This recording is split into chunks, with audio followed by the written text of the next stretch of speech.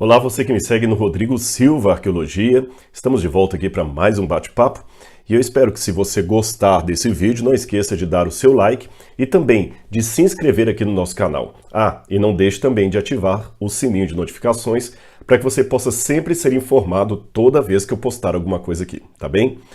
No nosso bate-papo de hoje, eu gostaria de falar sobre um versículo da Bíblia que é muito conhecido e que tem gerado um certo debate teológico. Eu estou me referindo a Lucas 23:43.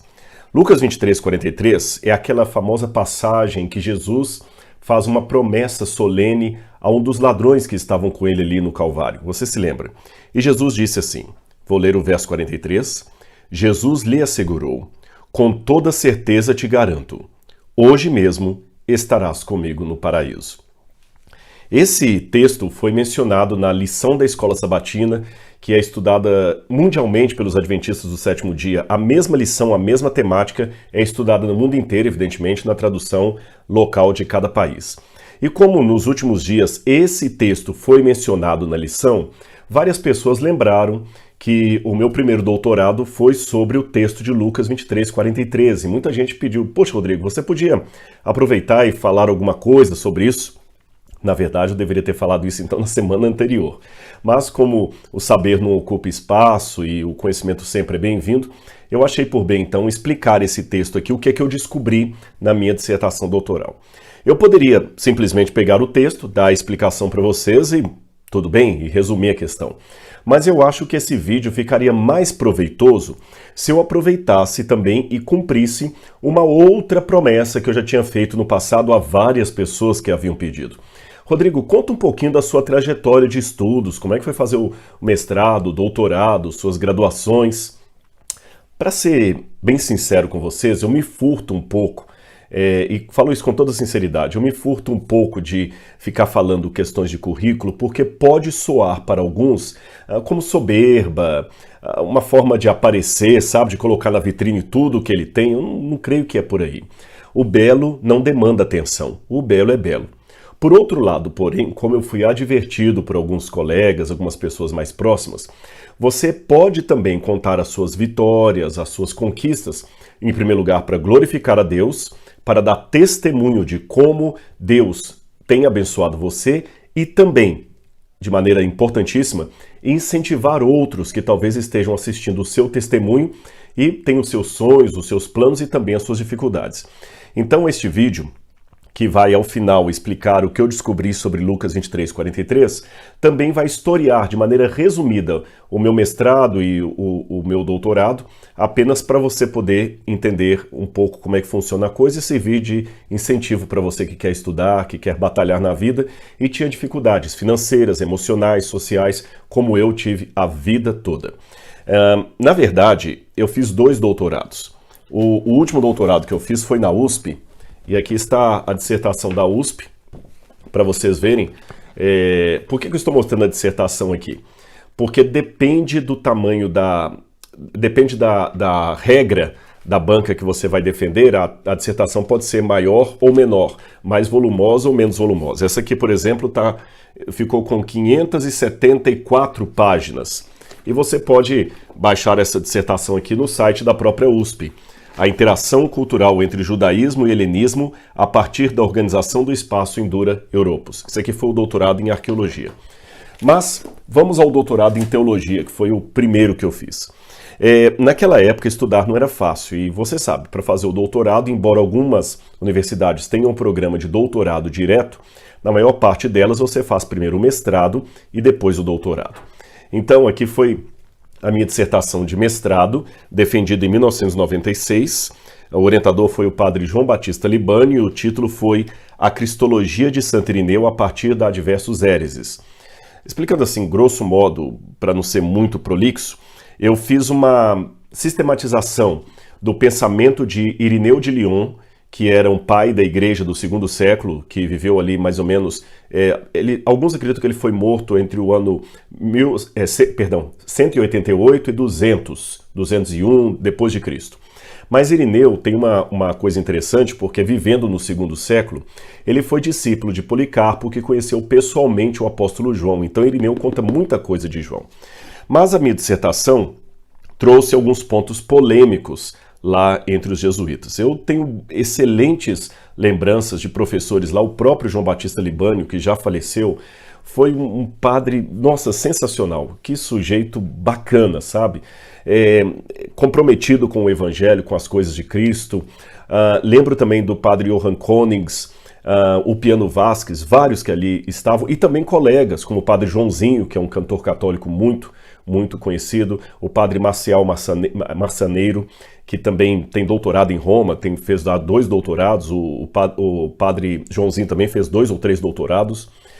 Agora, abro um parênteses para dizer aqui, muita gente criticou o fato de eu estudar ali na Universidade Católica, e foi com os jesuítas ainda, para piorar a história. Eu recebi críticas dos 2 lados, tanto crítica de alguns pares evangélicos, até adventistas, como também de alguns colegas católicos.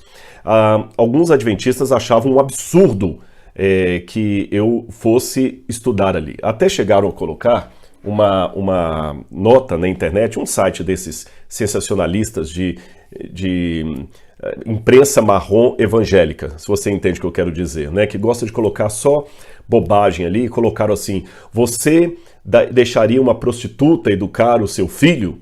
Pois a igreja adventista está mandando os pastores serem educados pela Babilônia, a prostituta, e assim foi. E as pessoas que escreviam isso, e muitos, ele é um jesuíta infiltrado no meio adventista e tudo mais. Sabe, pessoal, me dá tanta dor quando eu leio essas coisas, não por questão de autocomiseração, é porque como a ignorância é atrevida, frase que aliás não é minha, é do falecido professor Pedro Apolinário. A ignorância é atrevida, muito atrevida.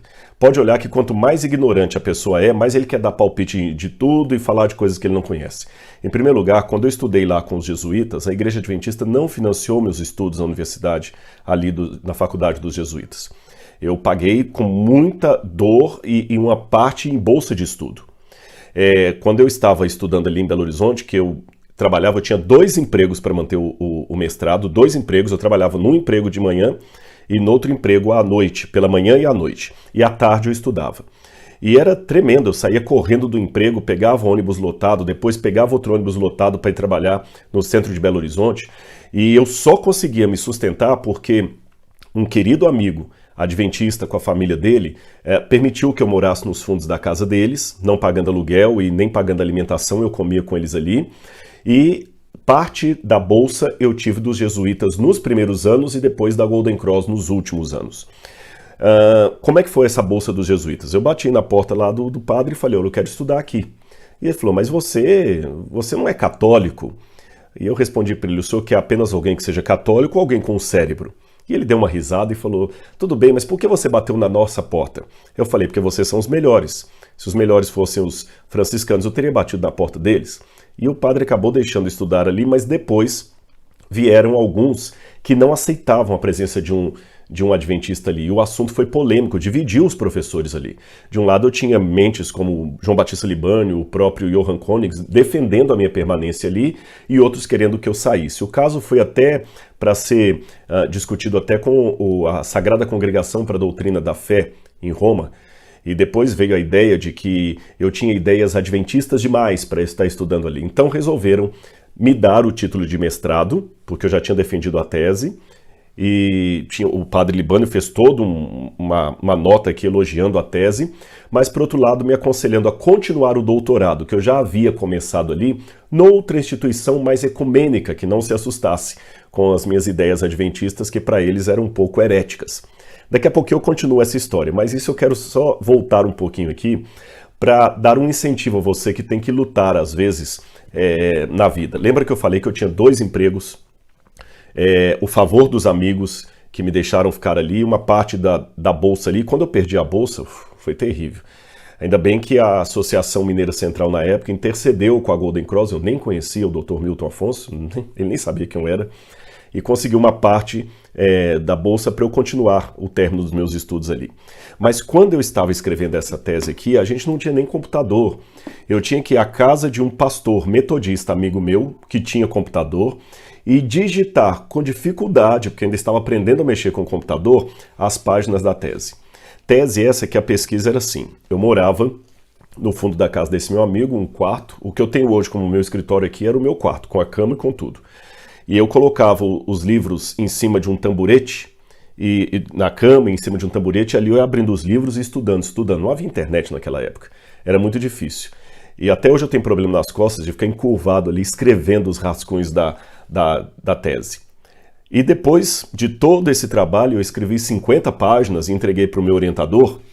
Ele leu e devolveu e falou: Rodrigo, isso é uma porcaria. Imagine, o padre Libânio, o saudoso padre Libânio, falou: está uma porcaria. Eu falei: padre, você tem que escrever tudo de novo. Eu olhei para ele, lembrei do banquinho, das costas encurvadas ali, de ter que ir à casa do pastor para digitar todo aquele rascunho de novo. Eu falei: padre, o senhor não sabe o que está me pedindo. Ele falou: você não quer o título? Eu falei: padre, você não quer o título? Faça de novo. E eu fiz. Me lembro da primeira aula. O professor chegou na sala de aula para a gente e falou: muito bem, eu vou dar aulas na Alemanha na semana que vem, então vocês vão ter que estudar esse livro aqui. Deu um livro para a gente assim, Le Témoignage de Dieu, e a gente vai ter uma prova daqui a 15 dias. Luiz Inácio Stadelmann, um suíço. Ele foi um dos tradutores da Bíblia de Jerusalém. E eu lembro que um colega falou: professor, mas o livro está em francês. Ele falou: podia ser pior, eu podia pedir em alemão, mas vocês deram sorte que eu encontrei um exemplar em francês que é mais fácil de ler do que o alemão. Assim foi minha primeira aula ali. Mas Deus me abençoou. E quando eu perdi o primeiro doutorado, gente, eu quase chorei igual criança, porque, imagina, eu já tinha cursado as matérias e tudo, e recebi uma carta dizendo que eu não estava continuado no programa de doutorado, porque as minhas posições causavam divergência ali na universidade, na faculdade dos jesuítas. Eu chorei, sofri, mas nesse meio tempo eu recebi o chamado para trabalhar no UNASP.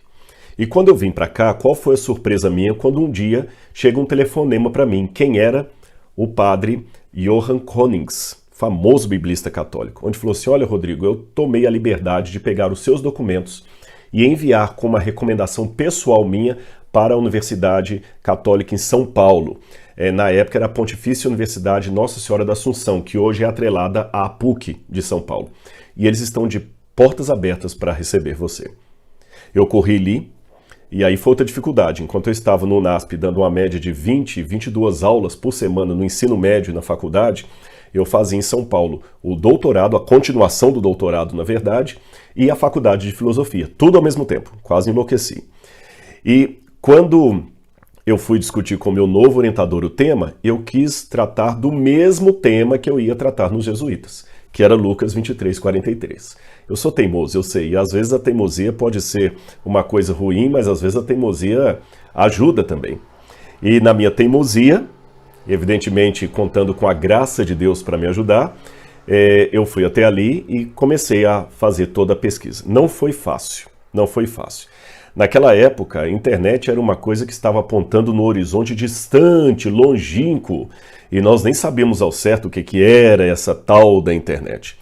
E juntando todos os trocadinhos ali, eu fui para Israel, foi onde pela primeira vez eu fiz um curso em Israel, e de Israel eu aproveitei nas minhas férias e juntei tudo que eu podia ter, gente, vocês não têm ideia. Muitos meses guardando dinheiro. Eu passei um tempo na Europa como mochileiro, e era tremendo. Você tinha que dormir às vezes em trem para ganhar uma noite de hotel. Então, enquanto eu estava passando de um país para outro, eu guardava aquela noite ali dormindo no trem. Aí ficava nem hotel, ficava em albergue da juventude e visitando as várias bibliotecas da Europa. Hoje, eu não precisaria sair de casa para fazer toda essa pesquisa. Foi muito mais fácil fazer o doutorado da USP do que daquela época. Porque, por exemplo, para ter acesso aos manuscritos hoje, você tem os manuscritos do Mar Morto todos disponibilizados em alta resolução na internet. Naquele tempo não tinha. Então eu tinha que ficar rodando de biblioteca em biblioteca na Europa e também depois nos Estados Unidos, procurando manuscritos bíblicos que eles tinham ali microfilmados em microfilmes para poder ver como estavam os manuscritos do Evangelho de Lucas. Então aqui eu tenho para vocês uma coisa que eu tive que fazer nessa época. Aqui eu tenho como recordação até 2 páginas que eu fotografei de manuscritos bíblicos na época que eu passei lá. Esse aqui é do Codex Vaticano, que traz o trecho de Lucas, e esse aqui é o Codex Bezae, um palimpsesto, um texto reescrito também que traz o Evangelho de Lucas. E eu fui xerocando outros. E era um desespero, porque você tinha que tirar a xerox, tinha que guardar a xerox em várias malas diferentes, porque se eu perdesse aquela xerox, perdia tudo. Você tinha que entrar numa sala, era muito burocrático. E eu tirei, acho que umas 50 cópias quase assim, espalhei, porque se sumisse aquela xerox, eu não tinha mais. E essa em lâmina aqui é o que eu usei no dia da defesa para colocar no retroprojetor e projetar na parede. Meu pessoal, na época não havia ainda nem PowerPoint. A gente nem podia sonhar o que seria um PowerPoint. Só o retroprojetor mesmo. E, além disso, o meu orientador exigiu uma coisa de mim. Como no Brasil não havia muita biblioteca, até hoje é meio escasso, mas hoje com a internet você tem mais facilidade, eu tinha que pegar muitos livros no exterior. Então, o meu orientador exigiu que todo e qualquer livro que eu citasse, eu tinha que apresentar para ele a página, uma fotocópia da página e a folha de rosto do livro. Então, por exemplo, eu tinha esse livro aqui, ó. Eu tinha que citar a folha de rosto e a página que eu usei.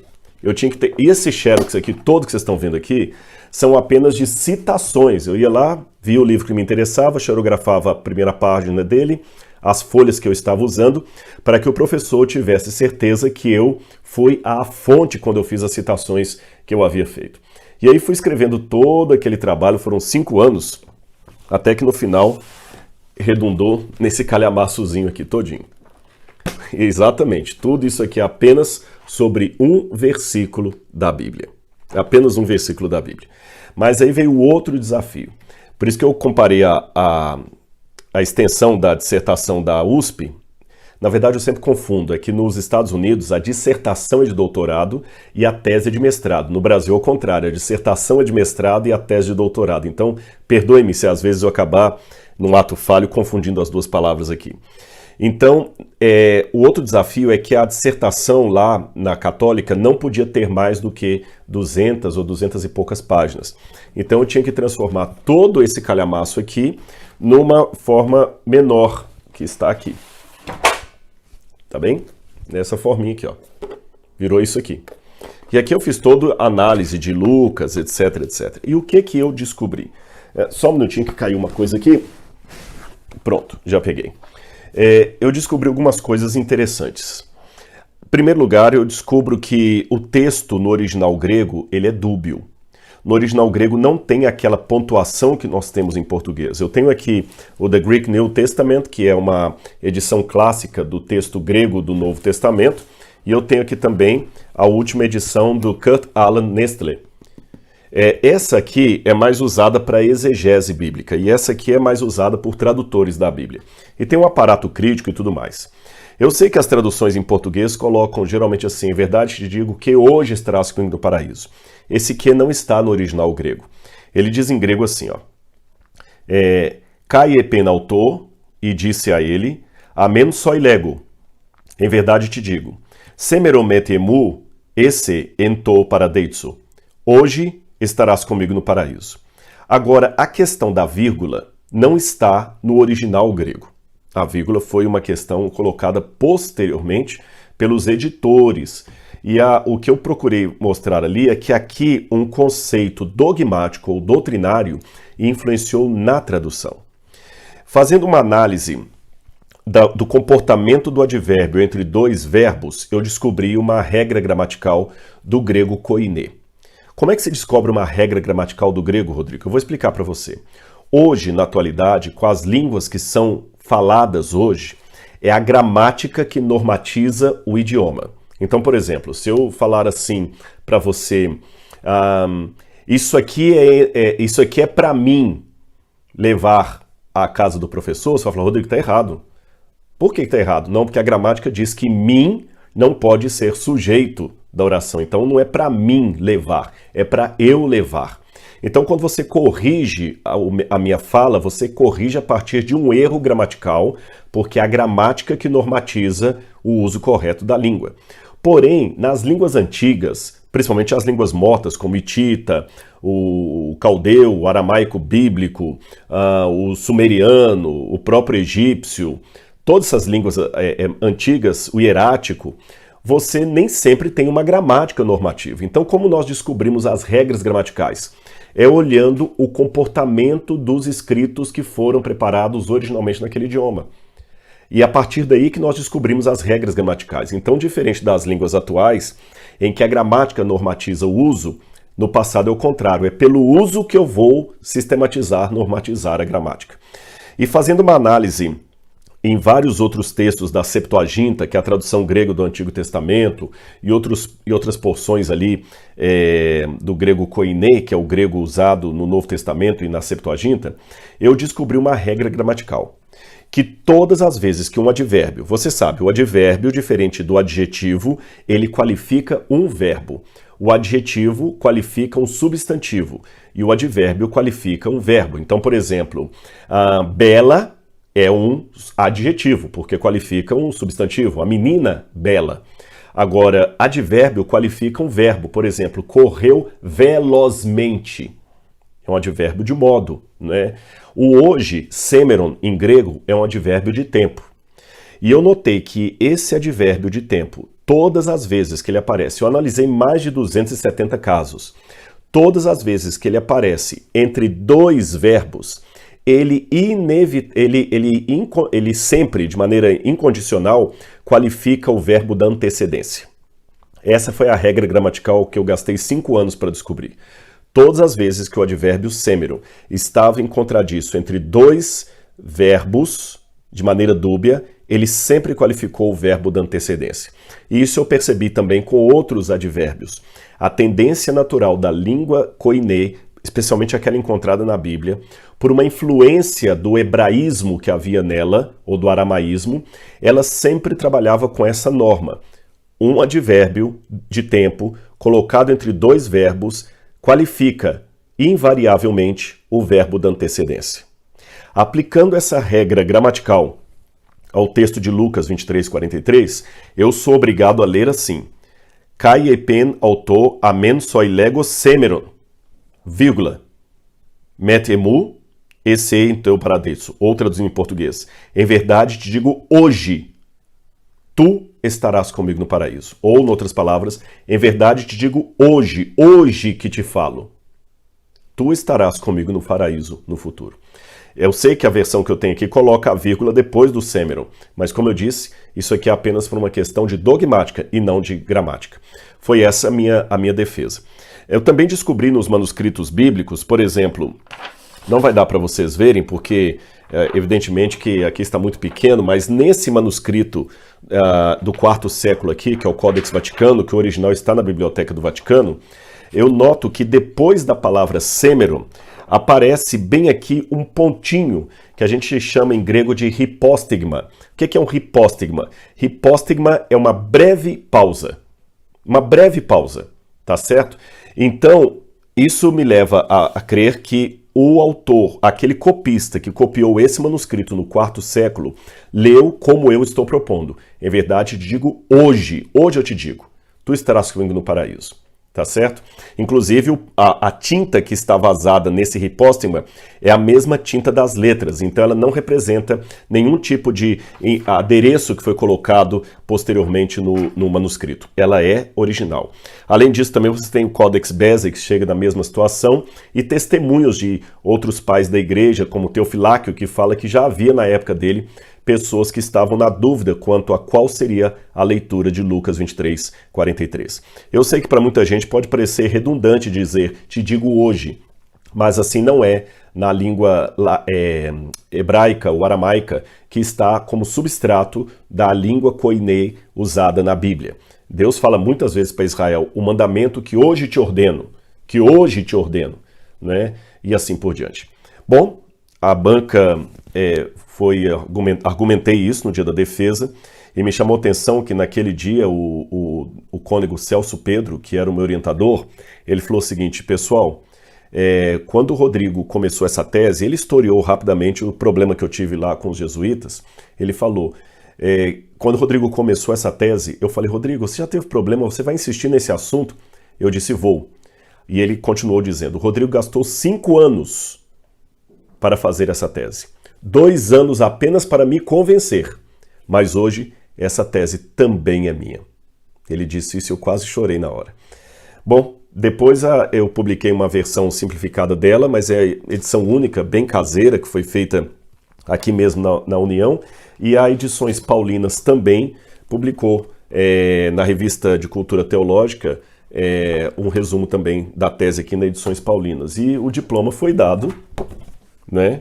A Faculdade de Teologia Nossa Senhora da Assunção, reconhecida pela sé através da Congregação para a Educação Católica, no dia 20 de setembro de 1949, usando seus direitos de conferir graus acadêmicos e tendo sido observados todos os requisitos estatutários, em nome do Papa João Paulo II e do cardeal arcebispo Dom Cláudio Hilmes, confere a Rodrigo Pereira da Silva o título de doutor em Teologia Dogmática com concentração em estudos bíblicos, para a honra e glória de Deus. Tá bem? Então, quando o pessoal fala assim, por que um adventista foi estudar lá? Gente, olha a oportunidade de testemunhar, né? Foi uma banca católica que aceitou a versão que eu estou apresentando aqui. Não foram pessoas que comungavam da mesma fé que eu, né?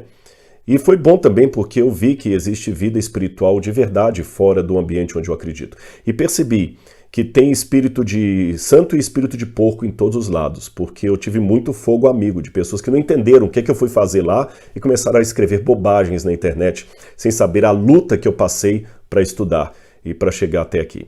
E do lado da Igreja Católica também eu tive das duas formas. Eu tive padres maravilhosos. Nossa, se eu contar para vocês algumas histórias de padres que me trataram tão bem, e aqueles que não trataram bem, bom, tem gente de todo jeito, em todo lado. Eu só peço a Deus que eu seja uma influência do bem. Não por soberba espiritual, mas para glorificar o nome de Cristo. E aprendi, se você quer, você dá um jeito. Quando você não quer, você dá uma desculpa. Espero que você tenha gostado desse vídeo e entendido a minha explicação por que eu acho que o correto é dizer, em verdade digo hoje, tu estarás comigo no paraíso. E já tem algumas versões da Bíblia que aceitam essa tradução como eu estou propondo. Um grande abraço, que Deus abençoe você e sua família. E sonhe com Jesus, que você chegará lá. Um abraço.